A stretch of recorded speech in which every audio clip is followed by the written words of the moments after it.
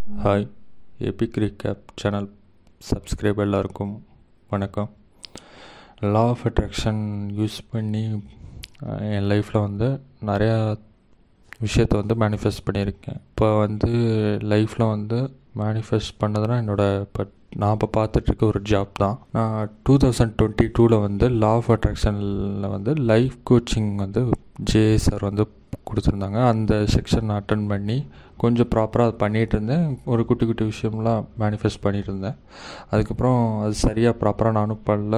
அப்படி ஒரு விஷயம் நான் எடுத்ததுன்றதே மறந்த மாதிரி தான் இருந்தேன். அதுக்கப்புறம் இப்போ இந்த இயரில் வந்து நான் என்ன பண்ணேன்னா, ஸ்டார்டிங்கில் வந்து சரி திரும்பி அதை நம்ம சரியாக பண்ணுவோம் அப்படின்ட்டு திரும்பி அதில் கொடுத்த ஸ்டெப்ஸ் எல்லாத்தையும் ஃபாலோ பண்ணேன். இப்போ வந்து நான் ஒரு சர்டிஃபிகேஷன் கோர்ஸுக்காக நான் வந்து காலையில் 8 to ஆஃப்டர்நூன் 2 o'clock வரை ஒரு கிளாஸ் போயிட்டுருந்தேன். 2லேருந்து அதுக்கப்புறம் நைட்டு 10 வரைக்கும் ஒரு ஒர்க்கில் இருந்தேன். அப்போ எனக்கு வந்து நான் ஃபஸ்ட்டு ஃபுல் டைமாக பார்க்கும்போது ஒரு சேலரி இருந்துச்சு. அதுக்கப்புறம் ஆஃப் டைம் மட்டும் பார்க்கும்போது எனக்கு சேலரி வந்து 7,000 தான். அதுதான் சேலரின்ற மாதிரி இருந்துச்சு. அப்படின்னும்போது என்னோடய ஃபேமிலி சுச்சுவேஷனும் அதே மாதிரி நான் படிக்கிற அந்த கிளாஸுக்கு போகிறதுக்கு ட்ராவல் எக்ஸ்பென்சிவும் எனக்கு வந்து அமௌண்ட் அப்போ கையில் இல்லை, பத்தலை. இதில் என்ன ஆயிடுச்சு அப்படின்னா, எனக்கு நான் படிச்சுட்டு இருக்கும்போதே நான் வேலை பார்த்த இடத்துல வந்து என்னை வந்து வேலையை விட்டு நிறுத்திட்டாங்க. ஏன்னா ஃபுல் டைம் தான் எங்களுக்கு தேவை. பார்ட் டைமாக வந்து அந்த ஆஃப் டே வந்து எங்களுக்கு தேவையில்லை அப்படின்ற மாதிரி சொல்லி எடுத்துட்டாங்க. அப்படியே போயிட்டுருக்கும்போது ஆனால் நான் வந்து அதை பெருசாக வந்து ஃபீல் பண்ணல. சரி, இது இல்லை அப்படின்னா நமக்கு வந்து அப்போ அது இதை விட ஏதோ ஒரு பெட்டராக கிடைக்க போகுது அப்படின்னும்போது நான் ஒரு விஷுவலைசேஷன் மாதிரி பண்ணேன். என்ன பண்ணேன்னா, நான் அடுத்து வந்து ஒரு வேலைக்கு போகிறேன்.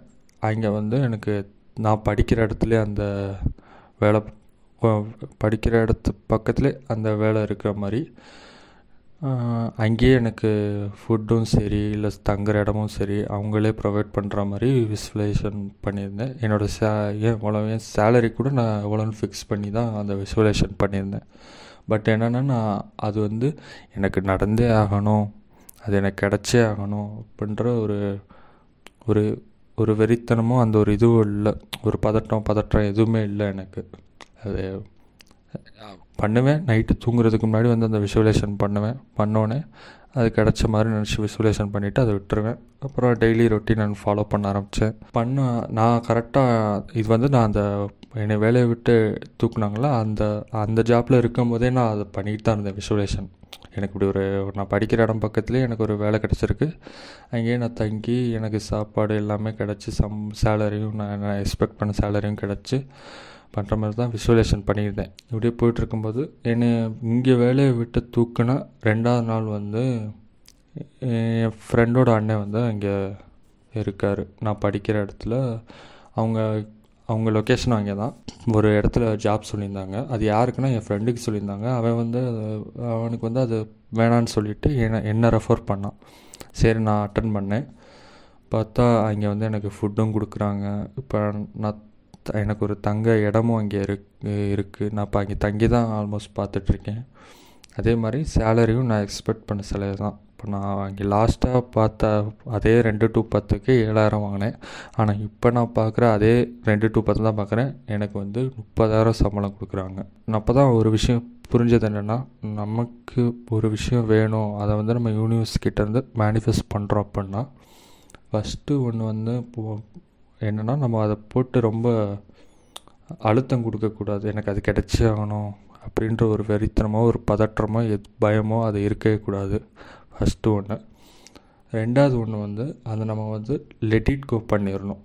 இது கிடைக்குமா கிடைக்காதா அந்த ஒரு இதோடு இருக்காமல் அதை வந்து லெட் இட் கோ பண்ணிடணும். 3rd ஒன்று வந்து அதை பற்றி யோசிச்சுட்டு இருக்கக்கூடாது. இந்த வழியாக வந்து கிடச்சா நல்லாயிருக்கும், இப்படி ஒரு பர்சன் மூலமாக நமக்கு இந்த வேலை கிடச்சா நல்லாயிருக்கும், இல்லை நம்ம இப்படி போய் பண்ணால் கிடச்சா நல்லாயிருக்கும் அப்படின்ற மாதிரி அந்த ஒரு விஷயமும் நம்ம செய்யக்கூடாது.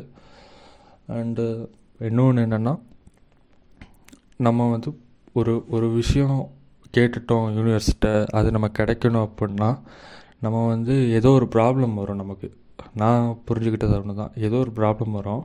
ஆனால் நம்ம என்ன நினைக்கிறோம்னா, என்னடா நம்ம ஒன்று கேட்டதாக இருக்குது, ஆனால் நமக்கு சம்மந்தமில்லாமல் ஒரு பிரச்சனை வருது அப்படின்னு நினைப்போம். ஆனால் நம்ம கேட்ட விஷயத்த தரதுக்காக தான் அப்படி ஒரு பிரச்சனையே வரும். நான் வந்து என்னடா என்னை வேலையை விட்டு தூக்கிட்டாங்களே, இப்போ நம்ம அந்த ஒரு சின்ன கேள்வி இருந்துச்சு எனக்குள்ளே. வேலையை விட்டு தூக்கிட்டாங்க, நம்ம கிளாஸ் போயிட்டுருக்கோம், ஆனால் இப்போ நம்ம அடுத்து நம்மளோட செலவுக்கும் சரி வீட்டுக்கு கொடுக்கவும் சரி என்ன பண்ணுறது அப்படின்ற ஒரு தாட் இருந்துச்சு. பட் அந்த ப்ராப்ளம் வந்து நான் நிற்கவும் தான் எனக்கு இங்கே இப்படி ஒரு ஆப்பர்ச்சுனிட்டி, ஒரு நல்ல ஆப்பர்ச்சுனிட்டி வந்து இப்போ நான் பார்க்குற இடம். இப்போ நான் ஆஃபீஸில் எனக்குன்னு தனியாக ஒரு ஆஃபீஸ் இருக்குது, அதுக்குள்ளே இருந்து தான் நான் உங்களுக்கு பேசி இந்த சக்ஸஸ் ஸ்டோரி போடுறேன். இப்போ இதை கேட்குற எல்லாருக்கும் ஒரு விஷயம் சொல்லணும், என்னென்னா நம்புங்க, மனசார நம்பி ஒரு விஷயத்த கேளுங்க, அதை வந்து அப்படியே விட்டுருங்க. அது வந்து யூனிவர்ஸ் வந்து அதை ஹேண்டில் பண்ணிக்குவாங்க. அந்த நம்ம நிறையா இதில் கேட்டிருப்போம், நம்ம ஒரு ஃபுட்டோ ஏதோ ஒரு ப்ராடக்ட்டோ ஒரு அமேசானில் ஆர்டர் போட்டால் எப்படி வரும், நம்ம அதை பற்றி யோசிக்க மாட்டோம் அப்படின்னு நிறைய பேர் சொல்லியிருப்பாங்க. அதே மாதிரி தான் இது. நம்ம ஒரு பிளான் போடுறோம், ஆனால் நம்ம போடுற பிளானை விட எனக்கு தெரிஞ்சு யூனிவர்ஸோட பிளான் வந்து பெட்டராக தான் இருக்கும். நான் இப்போ வந்து அதை ரியலைஸ் பண்ணுறேன். ஏன்னா நான் என்னென்ன விசுவலைசேஷன் பண்ணும்போது என்னென்ன இருந்துச்சோ, ஈவன் என் கூட வேலை பார்க்குறவங்க என்னை வந்து கேரிங் பண்ணுற மாதிரி கூட நான் விசுவலைசேஷன் பண்ணி தான் இருந்தேன். அதுவுமே நடக்குது. எனக்கு வந்து நான் படிக்கிறேன்னு எனக்கு எங்கள் மேனேஜருக்கு தெரியும். அதனால் வந்து மோஸ்ட்லி அவருக்கு வந்து என்னை வந்து எந்த ப்ரெஷர் ஆகிற மாதிரி எந்த ஒர்க்கையும் என்கிட்ட கொடுக்க மாட்டார். என்னோடய சீனியர் ஸ்டாஃப்ஸ்கிட்ட கொடுப்பாங்க, இல்லை வேறு யார்கிட்டயா கொடுத்து அதை ஹேண்டில் பண்ண சொல்லுவாங்களே தவிர இவனை வந்து யாரும் டிஸ்டர்ப் பண்ணக்கூடாது அப்படின்ற ஒரு இதில் வச்சுருக்காங்க. அவருமே என்கிட்ட பர்சனலாக சொன்னது என்னென்னா, படிப்பில் ஃபோக்கஸ்டாக உனக்கு ஏதாவது இதில் டிஸ்டர்பன்ஸ் இருக்க மாதிரி இருக்குன்னா என்கிட்ட வந்து நீ சொல்லு, நான் பார்த்துக்கிறேன் அப்படின்ற மாதிரி தான். இது முதற்கொண்டு நான் விசுவலேஷனில் வச்சுருந்த ஒரு விஷயந்தான். நான் புரிஞ்சுக்கிட்டது அதுதான். நம்ம வந்து ஒரு விஷயம் கேட்குறோம், அதை அப்படியே பிரபஞ்சத்தை நம்பி விட்டுறோம். நம்ம யூனிவர்ஸ்ட்டை இதுக்கு மேலே நான் எல்லாம் பண்ணிவிட்டு இதுக்கு மேலே நீ தான் ஹேண்டில் பண்ணணும் அப்படின்னு சொல்லி விட்டோன்னே நம்மளை அறியாமலே சில விஷயம் செய்வோம். அதுதான் எனக்கு தெரிஞ்சு யூனிவர்ஸ் நம்மளை வழிநடத்தி கொண்டு போகிறதா நான் பார்க்குறேன். ஏன்னா நான் வந்து இந்த ஜாப் கிடைக்கிறதுக்காக அந்த ஜாப்பை நான் வந்து வேலையை விடணும் அப்படின்னு நினைக்கல. வேறு வேலையும் நான் அப்போ கூட தேடலை, விசுவலேஷன் மட்டும்தான் பார்த்தேன். வேறு வேலையும் தேடலை. இப்போ இதை வச்சு ஏதோ சமாளிப்போம் அப்படின்ற ஒரு மென்டாலிட்டியில் இருந்தேன். பட் நான் தினம் நைட்டு தூங்குறதுக்கு முன்னாடி அந்த ஒரு சின்னதாக 5 மினிட்ஸ்க்கு முன்னாடி விசுவலேஷன் மட்டும் பண்ணேன், அவ்வளோதான். இப்படியே தொடர்ந்து ஒரு 10 days பண்ணேன். கடைசியாக வந்து அவங்க வந்து இந்த மாதிரி ஃபுல் டைமாக தான் தேவை எனக்கு ஆள், எனக்கு வந்து மதியானத்துலேருந்து தேவையில்லை அப்படின்னு சொல்லி வேலையை விட்டு தூக்கிட்டாங்க. ஆனால் அதுக்குமே நான் பெருசாக ஃபீல் பண்ணல. ஏதோ ஓகே, இதை விட பெட்டராக ஏதோ ஒன்று நடக்க போதுன்னு எனக்குள்ளே ஏதோ ஒன்று தோணுச்சு. பார்த்தா அடுத்த 2 டேஸ்லேயே வந்து இந்த மாதிரி எனக்கு ஒரு நல்ல இடத்துல ஆப்பர்ச்சுனிட்டி வந்துடுச்சு.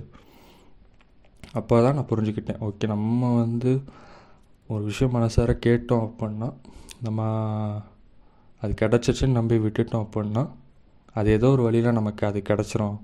நம்ம போட்டு அதை வந்து ரொம்ப புஷ் பண்ண தேவையில்லைன்றது அப்போ தான் நான் ரியலைஸ் பண்ணேன். நீங்களும் அதே மாதிரி உங்களுக்கு ஏதோ ஒரு விஷயம் தேவை அப்படின்னா ஜெய் சாரோட கோச்சிங்கில் அவர் சொல்கிறதும் சரி, இல்லை அவர் வீடியோஸில் சொல்லியிருக்கிறதும் சேனல்ஸில் சொல்லியிருக்கிறதும் சரி, அதை நீங்கள் கரெக்டாக ப்ராப்பராக ஃபாலோ பண்ணாலே உங்களுக்கு ரிசல்ட்ஸ் தெரியும். இப்போ இதுலேருந்து நான் வந்து அடுத்து வந்து எனக்கு வந்து என்னோடய சர்டிஃபிகேஷன் முடிஞ்சோடனே அதுலேருந்து அப்கிரேடாக ஏதோ அடுத்த ஒரு லெவலுக்கு நெக்ஸ்ட் லெவலுக்கு போகிறதுக்கு ட்ரை பண்ணுறேன். மேபி நான் டீடாக்ஸை ப்ராப்பராக ஃபாலோ பண்ணேன் அப்படின்னா எனக்கு வந்து ரிசல்ட்ஸ் வந்து குயிக்காக தெரிய வாய்ப்பு இருக்குது. Thank you Jai sir.